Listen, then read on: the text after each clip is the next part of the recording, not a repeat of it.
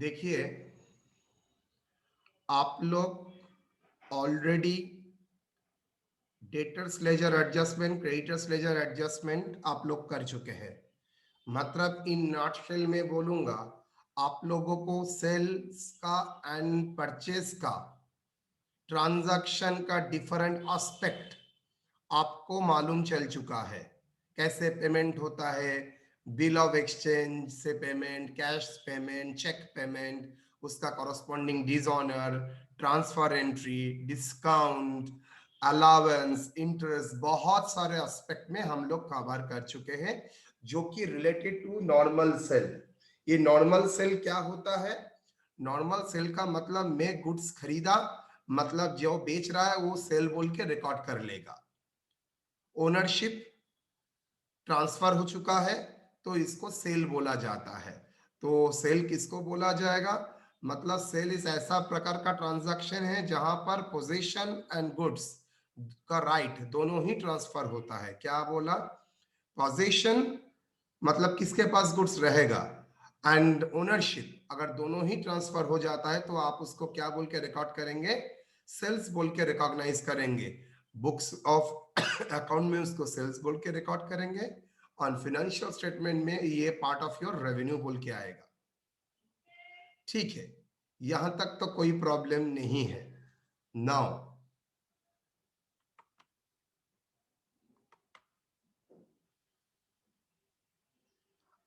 Matter आता है दूसरा एरिया में। क्या दूसरा एरिया में सर? बिजनेस में बहुत प्रकार का ट्रांजैक्शन होता है, जिसमें आप एक प्रकार का ट्रांजैक्शन बहुत अच्छी तरह से जानते हैं, जहां पर बोलता है अगर पसंद आया है तो ठीक है, अगर पसंद नहीं आया तो वापस कर दीजिएगा। तो ये क्या टेक्निक है? यहां पर कस्टमर को बोला जाता है चलिए मैं आपको गुड्स बेच रहा हूं, लेकिन मैं बेचूंगा तभी अगर आपको पसंद आया तभी। मतलब मैंने आपको एक मोबाइल फोन दिया, मैं आपको बोल रहा हूं आप मोबाइल फोन नहीं, चलो साइकिल दे दिया। साइकिल देने के बाद मैंने आपको बोला चलिए आप 1 महीने चलाइए व 15 दिन चलाइए, अगर आपको ठीक लगता है तो ठीक है आप रख दीजिए, अगर ठीक नहीं लगता है तो आप रिटर्न वापस कर दीजिए। इसका इस टाइप ऑफ ट्रांजैक्शन का नाम है सेल और रिटर्न, सेल और अप्रूवल। मतलब सेल होगा on the approval of customer, इसलिए नाम क्या है? Sale on approval. I repeat the word, sale on approval. Approval का मतलब है अगर कस्टमर अप्रूव करता है तभी सेल होगा। मतलब मैंने तो पोजीशन ट्रांसफर किया है लेकिन ओनरशिप ट्रांसफर नहीं किया है। माल मेरे पास मतलब बायर सप्लायर से कस्टमर के पास चला गया है, लेकिन ओनरशिप मालिक अभी भी गुड्स किसके पास है? मालिकाना का जो अधिकार है वो अभी भी किसके पास है? सप्लायर के पास है। सप्लायर तभी उसको ट्रांसफर करेगा अगर कस्टमर ये पूरा ट्रांजैक्शन को अप्रूव करता है। कस्टमर बोलता है नहीं मुझे गुड्स पसंद आ गया, मैं इसको परचेस कर रहा हूं, तभी ओनरशिप ट्रांसफर होगा। बिकॉज पोजीशंस तो पहले ही ट्रांसफर हो चुका है, उसके बाद ओनरशिप ट्रांसफर नहीं हुआ था। 15 दिन टाइम दिया गया था, 15 दिन के भीतर अगर आपने परचेस कर लिया, मतलब आपने अपना एक्सेप्टेंस सप्लायर को दे देते हैं तो फाइन, सप्लायर उसको सेल बोल के ट्रीट करेगा।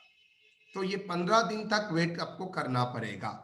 सर 15 दिन क्या लिखित रहता है? यस, ये 15 दिन हो सकता है, 1 महीना हो सकता है, 7 दिन हो सकता है, बिजनेस टू बिजनेस डिपेंड करता है, पर्सन टू पर्सन डिपेंड करता है। अच्छा, यहां पर क्या कंडीशन है? सेल कब माना जाएगा? सेल माना जाएगा जो पहले होगा। 15 दिन मैंने टाइम दिया है बोलने के लिए, 3 दिन के बाद ही आपने बोल दिया माई भाई मुझे पसंद आ गया, तो 3 दिन बाद ये सेल माना जाएगा। 15 दिन के भीतर आपने कुछ नहीं बोले, एक्सपायरी हो गया, मतलब मैं मान के चलूंगा सेल हो चुका है, इम्प्लाइड। मतलब एक है एक्सप्रेस, मैंने 3 दिन के बाद फोन करके आपको बोल दिया, हेलो भाई मुझे गुड्स बहुत पसंद आ गया, मैं खरीद लिया, ठीक है, 15 दिन से पहले ही हो गया। दूसरा सिचुएशन, 15 दिन हो चुका है लेकिन आपका एक फोन भी मेरे पास नहीं आया, मैं मान के चलूंगा ये साइलेंट एक्सेप्टेंस, मतलब ये मान के चलूंगा आपने गुड्स एक्सेप्ट कर लिया। उल्टा भी हो सकता है, 15 दिन के भीतर आप गुड्स रिटर्न भी कर सकते हैं, मुझे पसंद नहीं आया। तो सेल कब रिकॉग्नाइज करेंगे? सेल तभी रिकॉग्नाइज करेंगे जब आपने एक्सेप्ट करनी कर लिया, ये वर्ड आपने मुझे इंटीमेट किया है, मतलब आपका इंटीमेशन मिला है टू एक्सेप्ट द गुड्स। दूसरा, आपका जो टाइम दिया गया था वो एक्सपायरी हो चुका है, विच एवर इज अर्लियर। दो इवेंट मैंने बोला, क्या? फर्स्ट, आपने जो स्टिपुलेटेड टाइम दिया है उससे पहले ही आपका इंटीमेशन आ चुका है that you have purchase the goods. दूसरा, आपको जो टाइम पीरियड दिया गया था 10 दिन, 15 दिन, 20 दिन, वो एक्सपायरी हो चुका है और आपका कोई इंटीमेशन नहीं मिला है। तो ये दो सिचुएशन में जो पहले होगा उसी डेट को मैं मानूंगा सेल। तो जब गुड्स भेज रहा हूं उसी को क्या सेल मानूंगा? नो, उस दौरान ये सेल्स नहीं है। तो मैं सिचुएशन आपके सामने ला रहा हूं। मान लीजिए आपका ईयर शुरू होता है 1 जनवरी से 31 दिसंबर, आपने अप्रैल महीना में गुड्स भेजा है, टाइम दिया है 20 दिन, मतलब 20 दिन के भीतर आपको अप्रूवल देना है। अगर आपको लेना है, अगर नहीं लेना है तो रिटर्न कर दीजिएगा, कोई प्रॉब्लम नहीं है। तो ये जो 20 दिन का टाइम पीरियड मैंने दिया था, इट इज वेरी इंपॉर्टेंट। जो 20 दिन का टाइम फ्रेम सर आपने दिया था, वही 20 दिन में आपको ट्रांजैक्शन को किस तरीके से देखेंगे? मतलब 1 अप्रैल में आपने जब गुड्स भेजा था वो आपके पास सेल नहीं था, 20 दिन आपको वेट करना पड़ेगा। 20 दिन के भीतर अगर आपके भीतर पास इंटीमेशन आ जाता है और 20 दिन चला गया है, कोई इंफॉर्मेशन नहीं है, तो आप इसको क्या मानेंगे? ना, मेरा सेल हो गया है।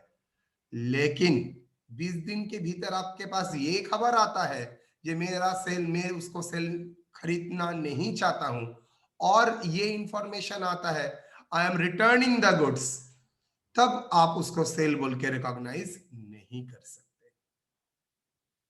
ये पूरा ही सिस्टम है सेल ऑन अप्रूवल।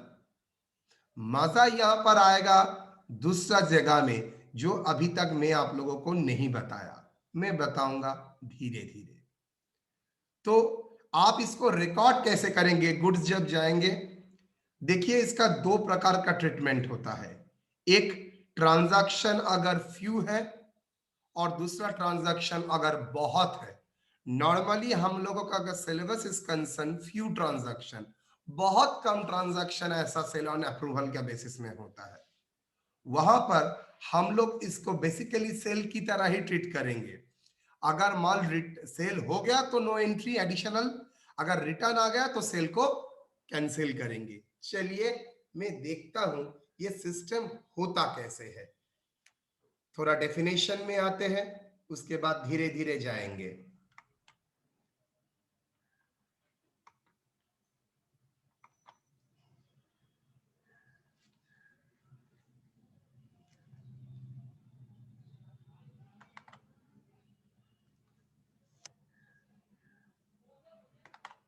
चलिए,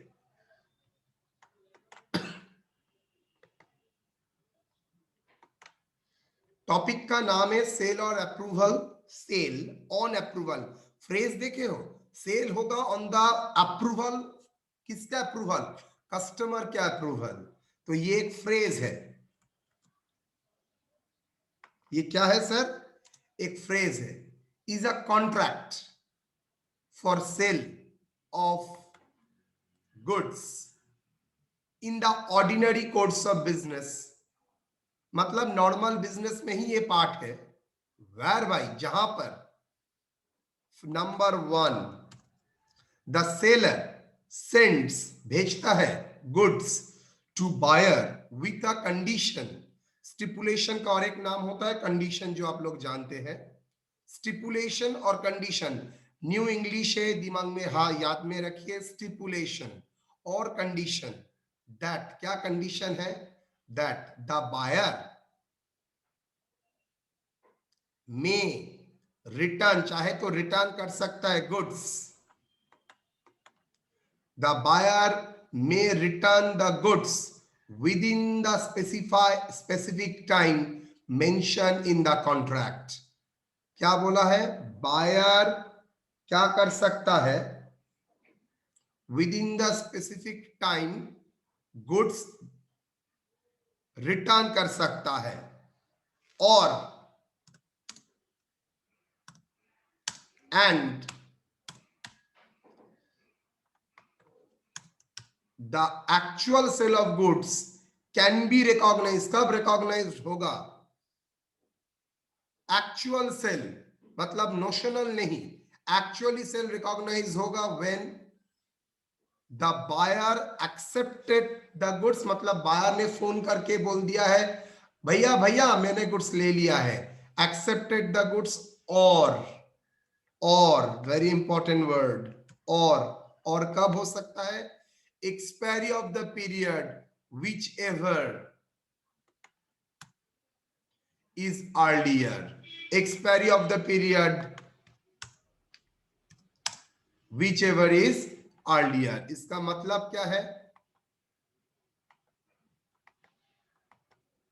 इसका मतलब क्या हुआ सर, इसका मतलब हुआ है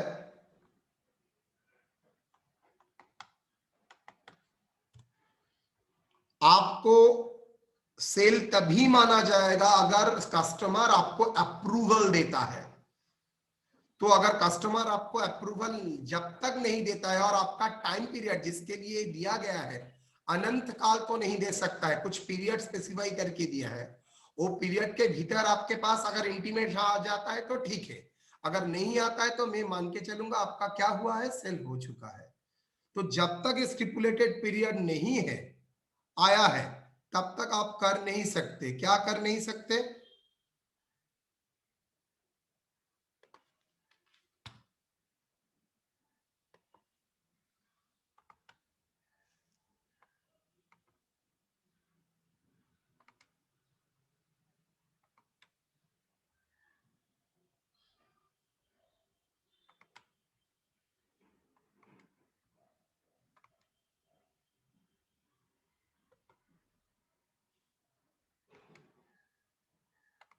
नेटवर्क मेरा इशू ही चल रहा है, ठीक है। जब तक अप्रूवल नहीं मिलता है आप उसको actually, repeat the word, actually sale बोल के मान नहीं सकते। आई एम रिपीटिंग, तब तक आप इसको एक्चुअली सेल बोल के मान नहीं सकते। तो नोशनली में सेल बोल के तो दिखा सकता हूं, लेकिन एक्चुअल सेल्स तभी रिकॉग्नाइज होगा जब एक्सपायरी हो चुका होगा और मुझे इंफॉर्मेशन मिला है मेरा गुड्स सोल्ड हो चुका है। ओके, तो ये ट्रांजैक्शन में हम लोग रिकॉर्ड कैसे करते हैं देखते हैं। Journal entries few transaction,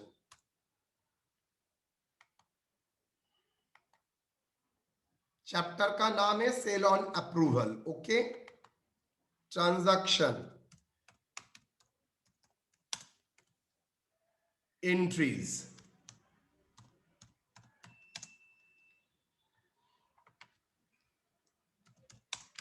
at the time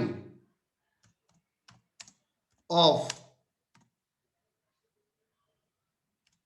sending the goods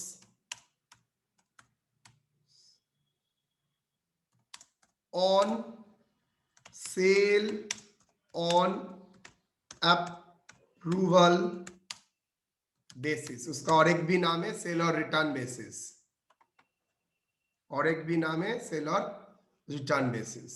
क्या होगा, अगर फ्यू ट्रांजैक्शन है हम इसको क्या मान के चलेंगे, नोशनली रिकॉर्ड करेंगे एज इफ सेल। क्या रिकॉर्ड करेंगे, एक्चुअल में नहीं, नोशनली रिकॉर्ड करेंगे। रिकॉर्ड करेंगे debtors account debit to sales,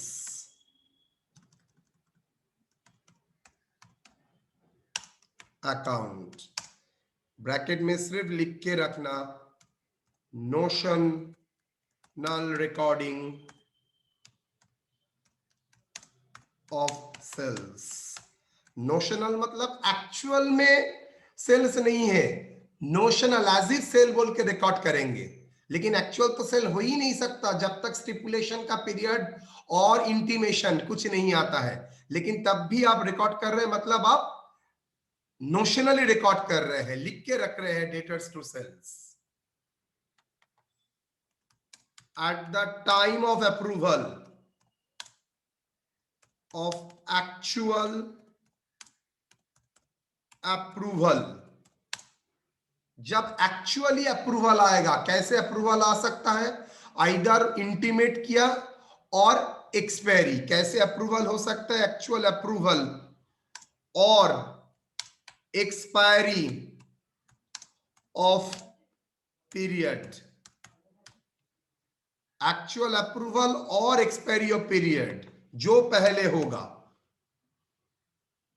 actual approval और एक्सपायरी ऑफ पीरियड जो पहले होगा, उसके बेसिस में आप क्या करेंगे, सेल को रिकॉग्नाइज करेंगे। लेकिन सर मैंने तो ऑलरेडी सेल रिकॉग्नाइज कर दिया था, debtors account debit to sales, तो क्या फिर से रिकॉर्ड करूंगा बुक्स ऑफ अकाउंट्स में? No entry is required,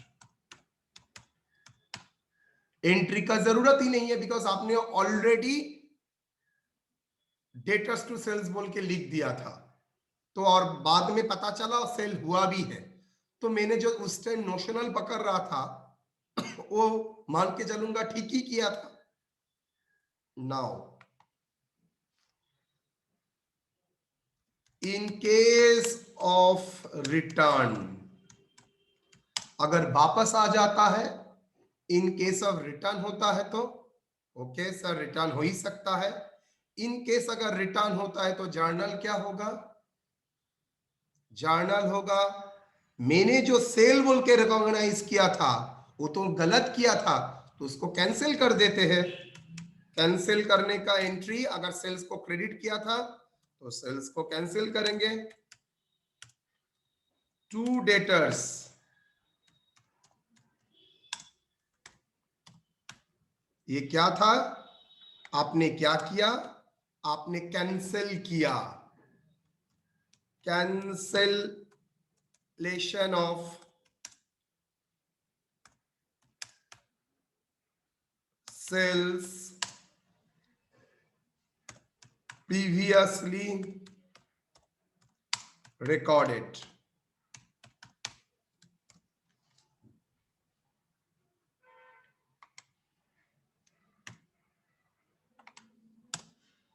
done.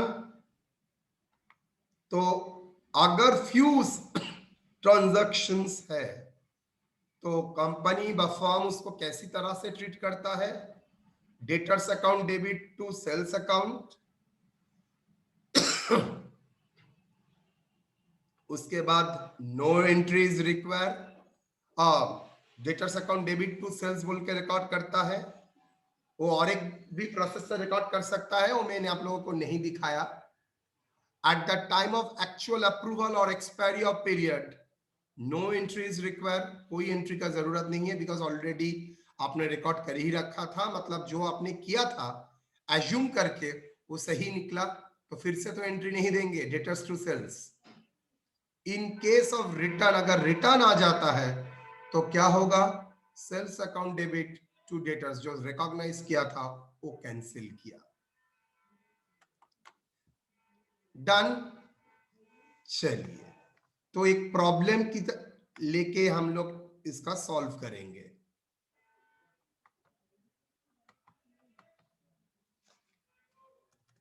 Pass the journal entries,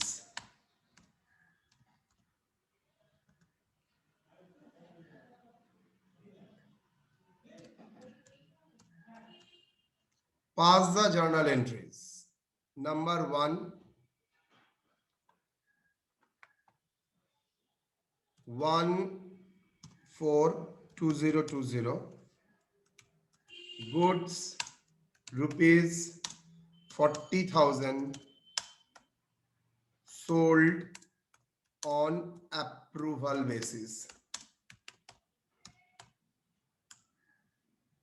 1,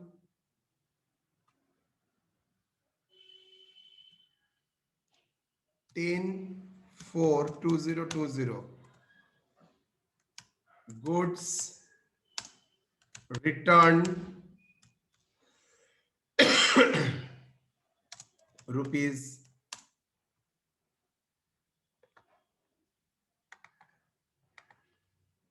15,000.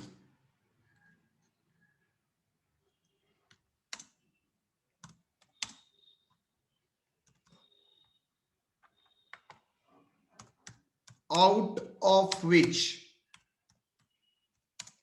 goods return rupees 15,000. Then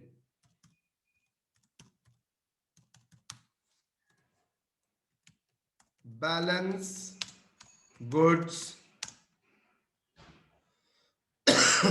sold as approval received. Approval मिल गया है और वो सेल भी हो चुका है। तो 3 डेट का ट्रांजैक्शन आपको रिकॉर्ड करना है। तो कैसे रिकॉर्ड करेंगे?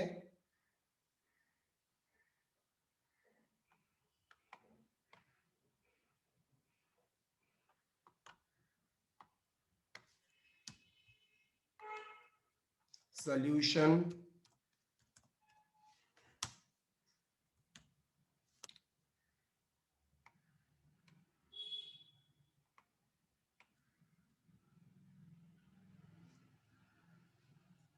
वन 4/2020,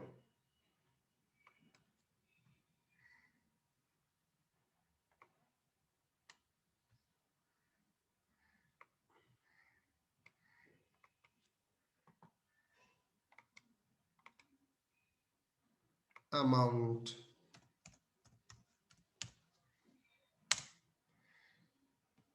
142020 में क्या हुआ है?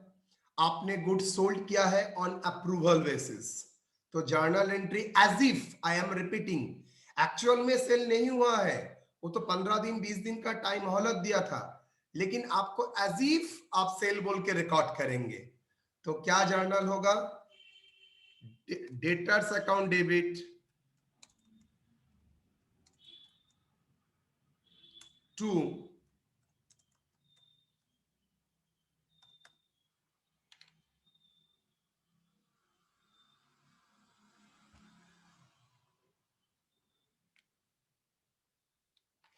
Debtors account debit to sales account. कितना सर? जितना मैंने सेल हुआ था एक्चुअली उसको ही मानूंगा सेल्स। मतलब as if sales, I am repeating again, as if, real में नहीं। 10 में क्या है? रिटर्न आ गया है। रिटर्न मतलब मैंने जो सेल का रिकॉग्नाइज किया था 1 तारीख को, उसको कैंसिल करना पड़ेगा। यस, बिकॉज रिटर्न आ रहा है। मैंने सोचा था एज इफ सेल्स, बाद में 10 तारीख को पता चला भाई सेल ही नहीं है 15,000 का, तो चलिए कैंसिल कर दीजिए। Sales account debit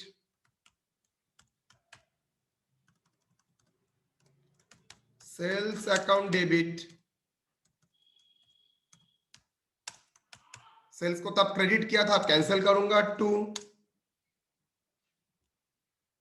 debtors.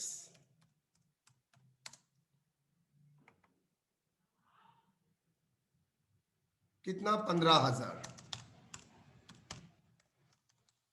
Last में 15/4/2020 बैलेंस का अप्रूवल मिल चुका है।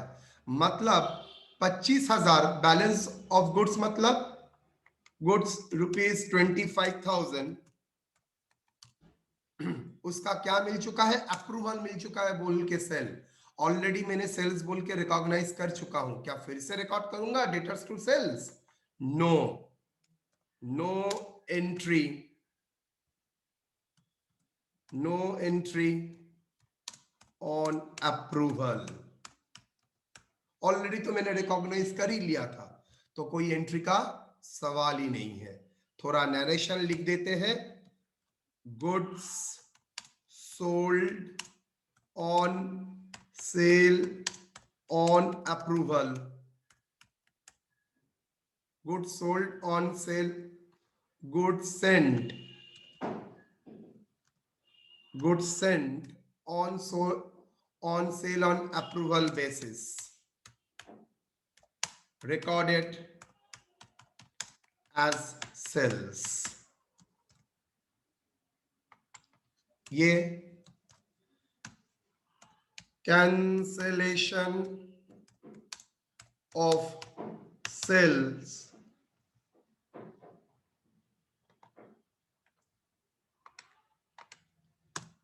cancellation of sales on return of goods।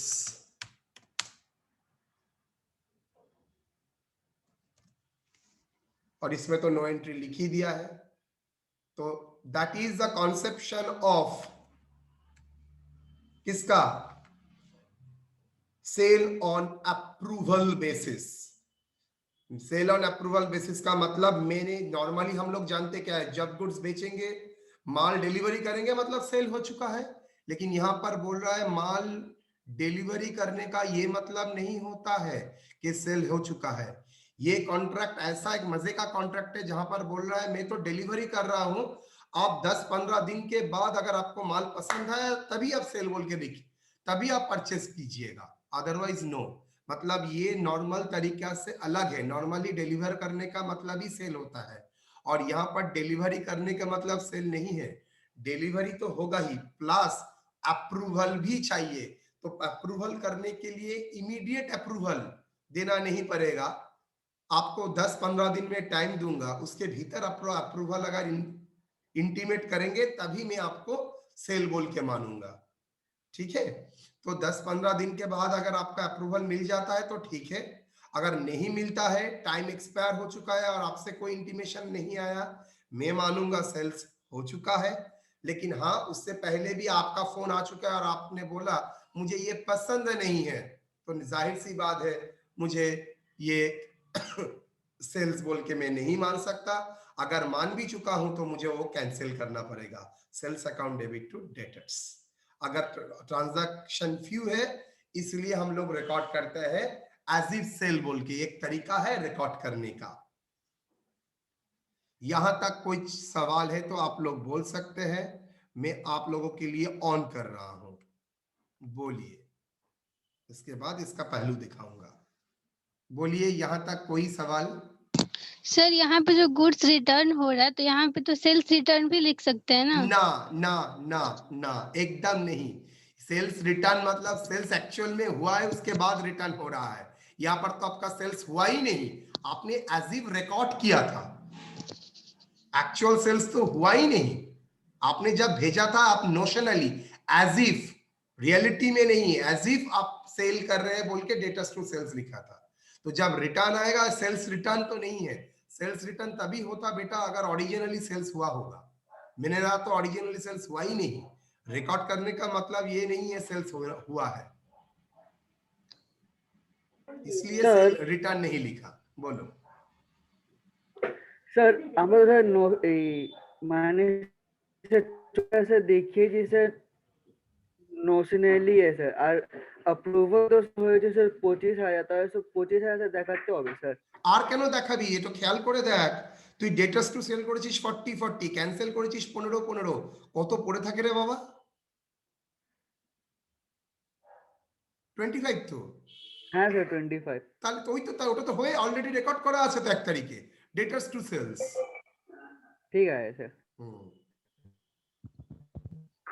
Sir হুম जी सर, मैं बोल रहा हूँ ना, जो सेल ऑन अप्रूवल होता है सर, ये किसी एक ही पर्टिकुलर ट्रांजैक्शन को लेकर के चलेगा या फिर केस में 2-3 ट्रांजैक्शन दे देगा सर? ग्रुप ऑफ ट्रांजैक्शन को भी दे सकता है, किसी पर्टिकुलर नहीं रहेगा, ग्रुप भी रहे हो सकता है ग्रुप ही क्या? हो सकता है, यस। यहां पर तो मैंने कोई एक पर्टिकुलर नाम तो नहीं बोला है, मतलब मैंने ग्रुप ही बोला है। जैसे ही डेटर्स लिखता हूं बेटा, ऑटोमेटिकली ये ग्रुप हो गया, एग्रीगेट हो गया। अगर ABCD का नाम लिखता हूं तब वो इंडिविजुअल होता है। नहीं सर, 14/20 को है ना सर हम लोग का गुड्स सोल्ड ऑन अप्रूवल। हाँ, अगर मान लीजिए सर, फिर ये तो रिटर्न हो गया, ये बैलेंस अप्रूवल हो गया 15 को सर। मान लीजिए फिर 17 तारीख को फिर सर आराम गुड्स से सोल्ड। आराम से आराम से, ये तो कंटिन्यूअस प्रोसेस है। 17 क्यों, 2 तारीख को भी हो सकता है। तो मर्ज भी कर सकते हैं ना सर? ना, मार्च करोगे तो कंफ्यूज हो जाओगे, अलग अलग तरीके से लिखने से ही होगा। जी सर। और सर जैसे जो नो एंट्री ऑन अप्रूवल है, तो हम लोग मान लेते हैं कि अप्रूवल मतलब हो गया, तो सर कोई ये एंट्री नहीं बनता है, जनरल ना एंट्री? ना, क्यों जनरल एंट्री बनेगा? तुमने तो ऑलरेडी डेटर्स टू सेल्स दिखा दिया था 40, जिसमें 15 तुमने कैंसिल कर दिया। तो बचा क्या है? 25। तो यस सर। ऑलरेडी है, डेटर्स का बैलेंस भी 25 भरा है, सेल्स का बैलेंस भी 25 भरा है, तो हो चुका है। Okay sir. और कुछ? सर वहाँ 25 की जगह अगर 35 होता तो? एग्जैक्टली, नहीं होता, नहीं होता। बैलेंस का मतलब 40 से 15 माइनस करके 25 ही होना चाहिए। मैंने आप लोगों का सुविधा के लिए 25 लिखा है, लेकिन 90% में बैलेंस बोल के छोड़ देगा, आपको माइनस करके लिखना सोचना पड़ेगा। तो जहाँ नो एंट्री लिखा हो वहाँ पे क्या लिखाएगा? कुछ नहीं रहेगा। आपने तो ओरिजिनल एंट्री दे दिया है, अप्रूवल के टाइम और एंट्री क्यों दूंगा? एक बार तो गुड्स भेजने के टाइम मैंने एंट्री दे दिया है, अप्रूवल के टाइम तो और फिर से डेटर्स टू सेल्स लिखने का मतलब नहीं है। आप अगर फिर से डेटर्स टू सेल लिखते हैं तो क्या मतलब हुआ? एक सेल के लिए 2 बार सेल लिखे हो, डेटर सेल्स, आवाज फिर से लिखोगे डेटर सेल्स, तो 25 50,000 हो जाएगा। तो डायरेक्ट वहाँ पे माइनस करके जो अमाउंट आएगा वो लिख देंगे? कहाँ लिखा है? कुछ नहीं लिखना है, वो तो यहाँ पे नहीं, मतलब अगर जब बैलेंस लिखा रहा तब? मुझे तो जरूरत ही नहीं है देखने का। बैलेंस सेल जितना कैंसिल हुआ वो कैंसिल करूंगा, और बैलेंस सेल हो चुका है। अच्छा। और सर जो 25,000 जो सोल्ड 15/4 को हुआ है, वो सब ऐसे ही रहेगा? वो तो तुमने एंट्री तो जो पहले तुम सोच के एंट्री दिया था, बाद में वो एंट्री एक्सेप्ट हो गया, तो फिर से क्या एंट्री दोगे? तुमने जो एंट्री दिया था वो तो on the assumption that sale होगा, तो बाद में पता चला सेल हुआ है, तो उसका एंट्री तो मैंने आपने पहले ही दे चुके हैं। Okay sir. सर बोलो। सर जैसे कि क्वेश्चन में था ना कि 15/4/2020 में बैलेंस दे दिया है, अब जैसे कि क्वेश्चन में दिया ही नहीं है, बस 10/4 तक ही ट्रांजैक्शन हुआ है, तो हम लोग क्या उसको मानेंगे कि वो सेल हो चुका है या फिर नहीं हुआ? यस, अगर कुछ नहीं बोला है तो मानेंगे सेल हो चुका है, नो एंट्री। अच्छा ठीक है सर। उसका पॉइंट ऑफ व्यू से भी जाओगे तो नो एंट्री। Yes sir. अच्छा बोलो, तो ये यहां तक कोई सवाल? सर नो एंट्री के लिए कोई नोट लिखेंगे? वो तो नो एंट्री ऑन अप्रूवल। अच्छा ठीक है। अच्छा बोलो, तो मैंने आप लोगों को एक ट्विस्ट दे रहा हूं। मान लीजिए जो गुड्स आपने पसंद आया, लेकिन आपको लग रहा है उसमें कुछ छोटा छोटा माइनर डिफेक्ट है, तो आप क्या 25,000 रुपए ही दे देंगे ना? बोलेंगे भाई थोड़ा कम करो, नहीं तो माल रिटर्न लो? सर सब्सिडी डिमांड करेंगे, अलाउंस डिमांड करेंगे, यस और no? Yes sir. Yes sir. अच्छा, ये उल्टा भी तो हो सकता है। बोल रहे हैं आपने 15 दिन यूज किया, तो इसके लिए आपको थोड़ा पैसा ज्यादा देना पड़ेगा, तो क्या होगा? ये तो कॉन्ट्रैक्ट में था ना सर। हाँ, कॉन्ट्रैक्ट में अगर बोल दिया, अगर ऑन एक्सेप्ट अगर करेंगे तो 10,000 रुपया 1,000 रुपया ज्यादा देना पड़ेगा। तब तो सर देना ही पड़ेगा। तब तो आपको क्या करना पड़ेगा? देना ही पड़ेगा। सिमिलरली उल्टा डिफेक्ट आया तो 1,000 रुपए आपका रिडक्शन भी होगा। यस और नो? हाँ yes sir. Sir. Very sir good. अगर वे- कस्टमर को दे रहे हैं आप और वो ले रहा है, जैसे 10,000 दाम है और वो यूज कर रहा है और ले रहा है, तब तो सर 10,000 देगा। अगर ना, यूज उसके करके साथ रिटर्न कॉन्ट्रैक्ट कर था दे रहा है, ना, वो कॉन्ट्रैक्ट था। अगर आप वही तो कॉन्ट्रैक्ट बोल रहा है। अच्छा। अगर आप खरीदेंगे अल्टीमेटली, तब आपको 1,000 रुपया ज्यादा देना पड़ेगा। वो बोला है ठीक है, नो प्रॉब्लम। और ओके। डिफेक्ट आया है तो 1,000 रुपया कम चार्ज करूंगा। तो दो सिचुएशन हो सकता है, जो प्राइस में एक्चुअल में बेचा गया है उससे ज्यादा में अल्टीमेटली सेटल हो सकता है, उससे कम प्राइस में भी सेटल्ड हो सकता है। यस सर और नो? ऐसा भी तो हो सकता है ना सर बोलो। कि जैसे कि अगर हम थोड़ा दिन के लिए यूज कर रहे हैं और वापस कर देंगे, ठीक है, हम लिए करो नहीं, करो करो। ठीक है, तो उसमें मतलब सर अगर हमको चार्ज कर दिया कि 500 यस रुपीज देना होगा। Yes yes, very good. कौन बोला ये वर्ड? अरशद। अरे बाबा, एग्जैक्टली। तुमने एकदम ठीक लाइन में, गला में पाव मार दिया एकदम। एग्जैक्टली कर सकता है। Very good. मतलब 3 इश्यूज ने रेज किया। रिटर्न तो किया सर, लेकिन चार्ज किया। चलिए पहले जर्नल क्या होता है देखते हैं। भाई तुम लोगों को तो पढ़ाने मेरा मजा आ गया। Very good. चलिए पहला case, accept the goods at lower price.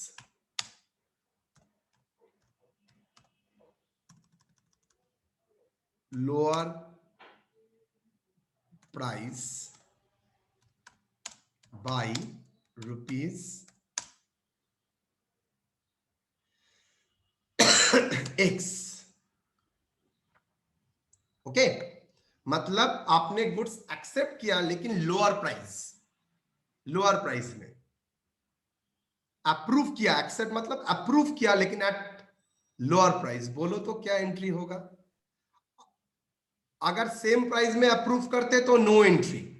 Lower price में अप्रूव करते हैं तो लोअर प्राइस का अप्रूव करने का मतलब है सर, मेरा डेटर्स का बैलेंस बढ़ेगा ना घटेगा? धीरे धीरे जैसे ही घटेगा लोअर सर। प्राइस में एक्सेप्ट कर रहे हो तो मेरा कस्टमर का बैलेंस बढ़ जाएगा ना, कस्टमर कम पैसा देगा? घटेगा सर। कम घटेगा। पैसा देगा। और डेटर्स को घटाने के लिए मुझे क्या करना पड़ता है? डेटर्स को क्रेडिट। Very good. मेरा रेवेन्यू बढ़ेगा ना मेरा रेवेन्यू घटेगा? रेवेन्यू तो घटेगा सर। घटेगा। जो मैंने सोचा था उससे ज्यादा होगा ना उससे कम होगा? उससे कम। रेवेन्यू का मतलब सेल्स को बढ़ाने के लिए क्रेडिट करना पड़ता है, घटाने के लिए क्या करना पड़ता है? डेबिट। मुझे बोल सकते हो जर्नल क्या होगा? आप जर्नल क्या होगा? सेल्स टू डेब्टर्स होगा sales sir. Account debit to एक डेब्टर्स थप्पड़ अकाउंट। मारूंगा। डेब्टर्स बार बार बोल रहा है, गला ही दबा दूंगा एक दिन। Sales account debit to debtors. कितना अमाउंट का ये एंट्री होगा? एक्स। समझ में आया? डेटर्स सर अमाउंट कुछ भी हो सकता है ना सर? हाँ, मैंने समझाने के लिए एक्स लिखा है। सर डिस्काउंट टू डेटर्स नहीं होगा? ना ना ना, एकदम नहीं। डिस्काउंट का मतलब अलग है बेटा। डिस्काउंट का मतलब है पेमेंट करने के टाइम आप जल्दी पेमेंट कर रहे हैं इसलिए डिस्काउंट। दोनों का कंसेप्शन अलग अलग है। और सर सब्सिडी भी क्यों नहीं होगा इसमें? सब्सिडी तो सेल्स रिकॉग्नाइज ही नहीं किया है। सेल तो रिकॉग्नाइज अभी कर रहे हैं। अच्छा अच्छा अच्छा, उस टाइम ठीक है तो सर। नोशनली किया था। यहाँ यस पर सर। ओके। क्लियर। चल क्लियर। तो चलिए, accept the goods at a lower price by rupees X. Similarly accept the price at a higher price by y। हो सकता है yes और no? Yes sir. हाँ, तो क्या होगा सोच के बोलो। मतलब तो प्रीमियम में ले रहे ना? यस, प्रीमियम में ले रहा है। जैसे ही प्रीमियम में ले रहा है डेटर्स का बैलेंस बढ़ेगा ना घटेगा? बढ़ेगा सर सर। बढ़ेगा सर। तो डेटर्स को बढ़ाने के लिए क्या करना पड़ता है? डेबिट डेटर्स अकाउंट डेबिट करना होगा। डेबिट। डेटा से अकाउंट डेबिट टू अच्छा सेल्स ठीक अकाउंट। है। प्रीमियम से बेचने का मतलब सेल्स में इंपैक्ट आएगा, यस और नो? प्रीमियम में बेचने का मतलब सेल्स बढ़ेगा ना घटेगा? यस सर, बढ़ेगा। बढ़ेगा। बढ़ेगा सेल्स को बढ़ाने के लिए क्या करना पड़ेगा? क्रेडिट क्रेडिट करना पड़ेगा। जर्नल क्या होगा? Debtors account debit to sales account.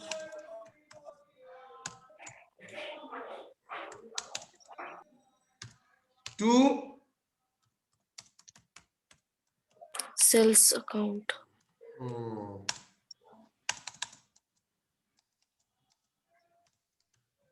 Done. Sir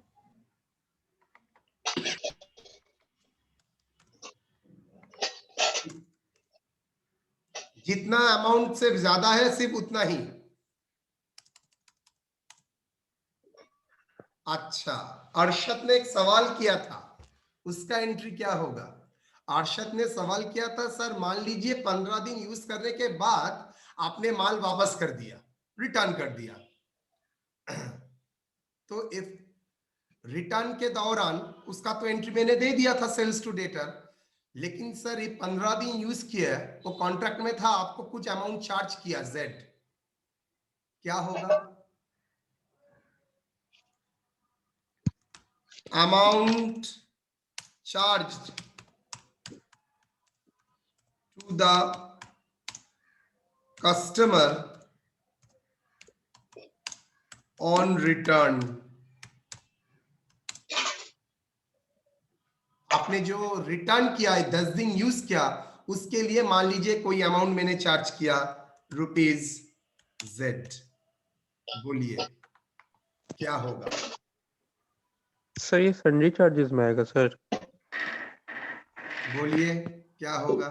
yes, sundry income, sundry charges नहीं, उसके लिए तो जो रिकॉर्ड कर रहे हैं उसके लिए तो इनकम है। हाँ तो क्या लिखेगा? Debtors sundry income. Account debit Z to sundry income लिख सकते हो,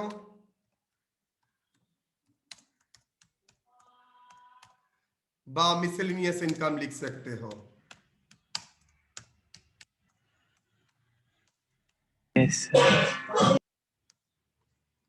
सर मिसलेनियस का सर मीनिंग एक बार सही से समझा देना। मिसलेनियस मतलब छोटा मोटा जिसका कोई स्पेसिफिक हेड नहीं होता है लेकिन इनकम है। Miscellaneous income, sundry income. Sir पेटी सर, पेटी इनकम ना, पेटी तो वर्ड दूसरे के लिए हाँ लिख सकते हो। क्लियर और नॉट? यस ये तीनों कॉन्सेप्शन क्लियर? Yes sir. गलती से भी ये तीनों पहले मत पढ़ना, मैं भी यहां पर नहीं लिखूंगा, काट यहां पर लिखूंगा।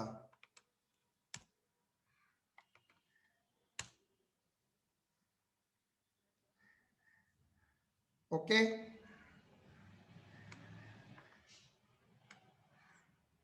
सेम जर्नल को रिपीट करता हूं।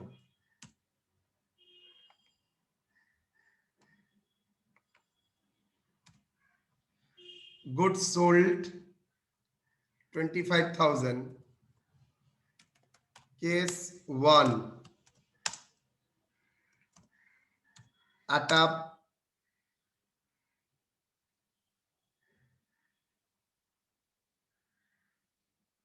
discount rupees 2,000, 1,000. Case 2,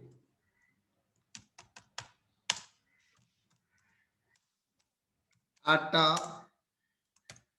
premium by extra rupees 2,000. Done.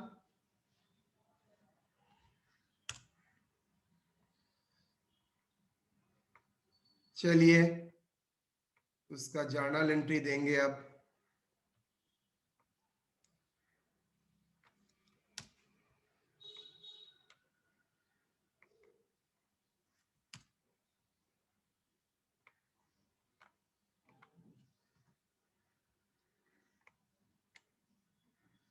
चलिए देखते हैं। 1/4/2020 में 40,000 नो प्रॉब्लम। 10/4/2020 में जो रिटर्न आया है कोई चार्ज नहीं किया, 15,000 15/4/2020 में नो एंट्री फॉर अप्रूवल तो नहीं लिख सकते, बिकॉज केस 1 में क्या है, डिस्काउंट है, तो मुझे डेटर्स को रिड्यूस करना पड़ेगा। नो एंट्री फॉर अप्रूवल नहीं लिख सकते हैं। Case 1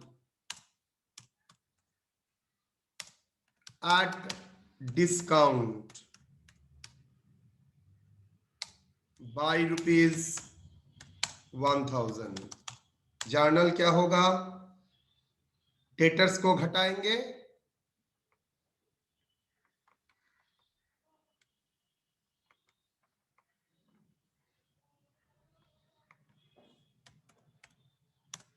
sales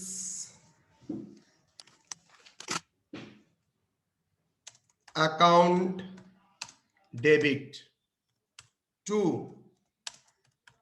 debtors. क्यों sir?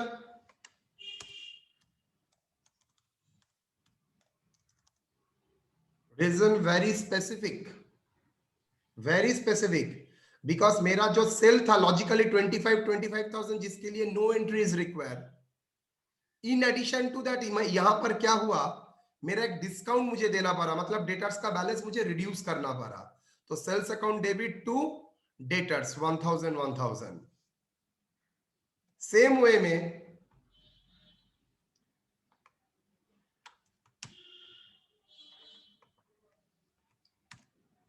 Case 2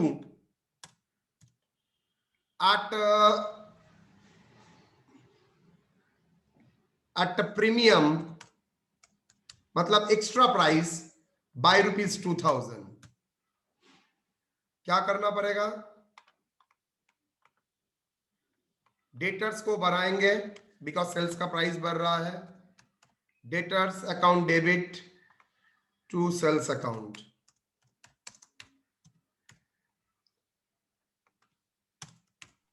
$2,000।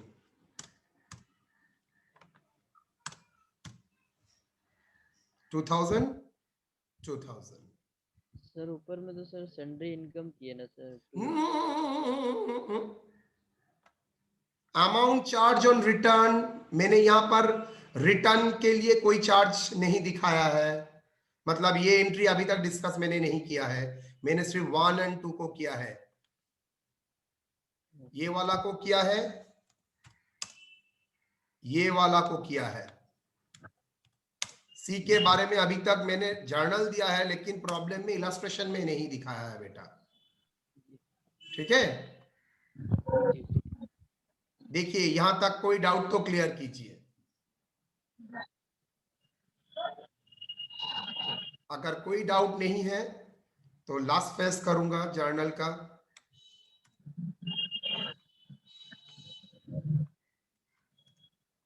As the journal entries, goods sold, goods returned, and amount charged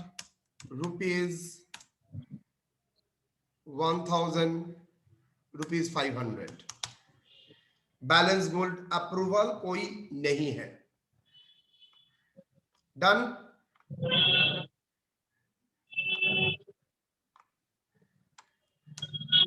चलिए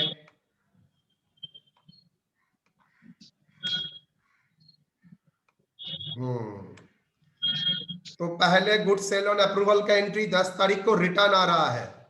सेल्स टू डेटर 15,000, लेकिन सर मिसलेनियस चार्जेस भी तो किया है। ओके, तो उसका एंट्री क्या होगा, चलिए उसका एंट्री सेम डेट में होगा, डेटर्स अकाउंट डेबिट। अच्छी तरह से देखिएगा, यहां पर एक छोटा कंसेप्शन क्लियर हो जाएगा। 2 क्या लिखूंगा, miscellaneous income, how much, 1500 sorry 500 500, am I correct? Yes sir. Yes sir. अच्छा बोलो तो। आप देखिए, डेटर्स को मैंने एक बार क्रेडिट किया है, डेटर्स को एक बार डेबिट भी किया है।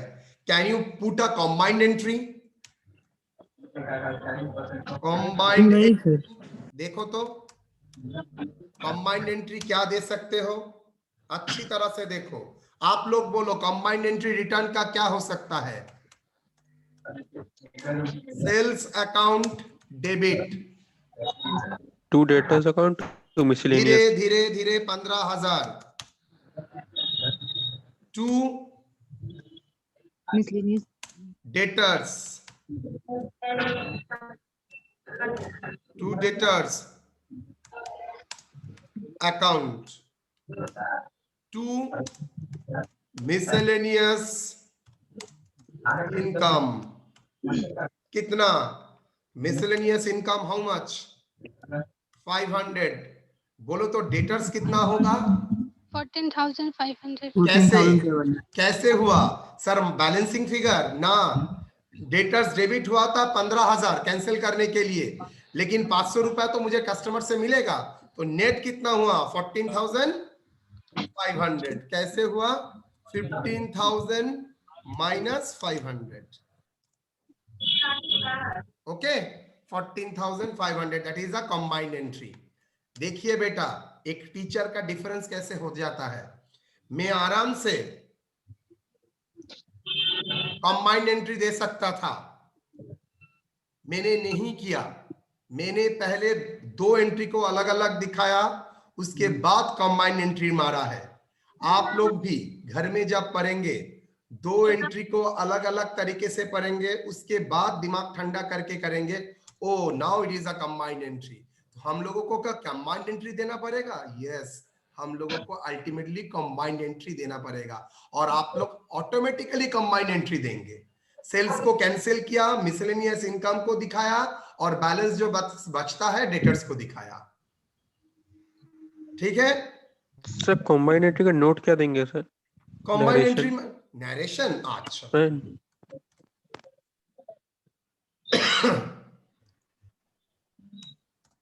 Goods return and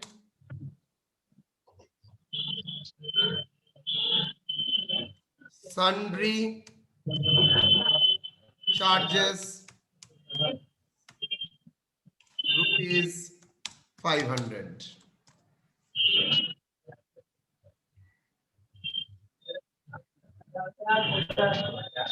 Sundry amount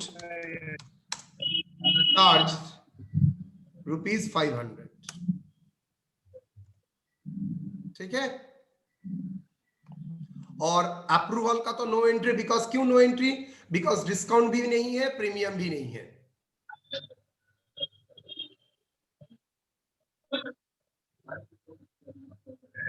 ठीक है,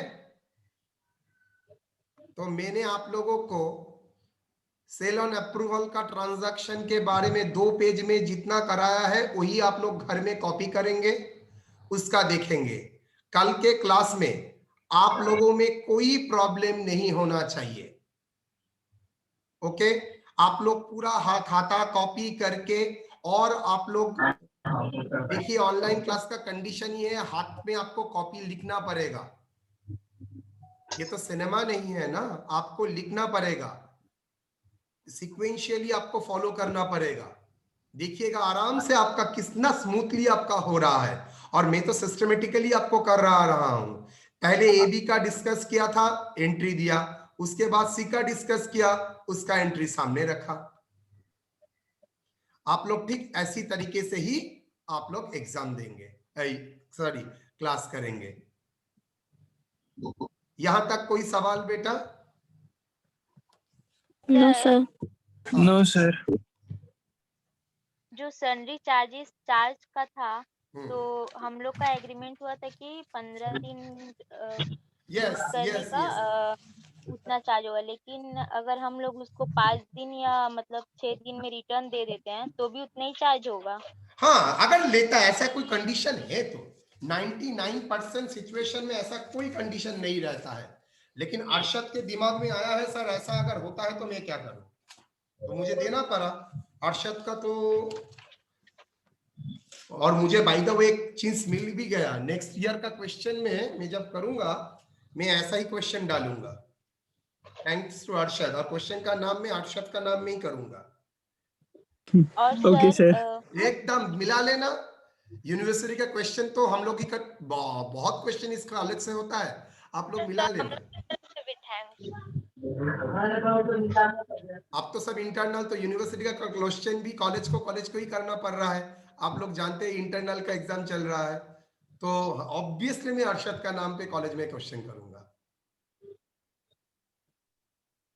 और सर 15 दिन का एक्सपायरी डेट था